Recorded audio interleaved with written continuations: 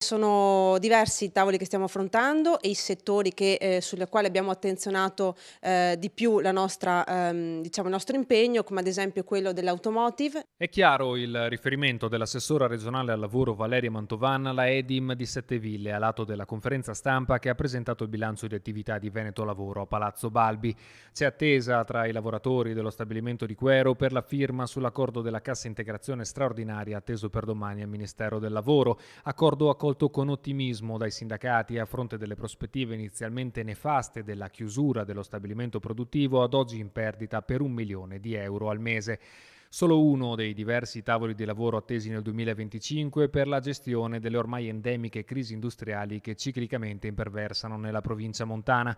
Non più tardi di lunedì, nel cortile dello stabilimento di Trichiana della Ceramica Dolomite, l'azienda ha presentato ai lavoratori, di cui una buona parte è assente in cassa integrazione, le prospettive per il rilancio della fabbrica: raddoppio della produzione, nuovi brevetti e diversificazione del prodotto, il cuore del piano industriale, ma il silenzio sull'identificazione delle fonti di finanziamento fa presagire una situazione quanto mai delicata. La ceramica Dolomite noi siamo in una fase di approfondimento e in capo alla struttura per la crisi inglese del Mimit, che sta approfondendo con le parti e anche con noi le possibili soluzioni, e dovranno essere definite nei prossimi giorni. Ecco, siamo a una fase di necessaria svolta. Bisognerà entrare però nel concreto delle soluzioni. Siamo in una fase ancora di approfondimento, le soluzioni al momento non sono ancora definite. Nient'altro che un no comment invece alla domanda sullo stabilimento ex ACC di Limana, oggi Luve, dove dei 66 lavoratori impiegati nella produzione di scambiatori di calore a timbrare il cartellino all'uscita dello stabilimento di 45.000 metri quadri sono appena in 25 a settimana.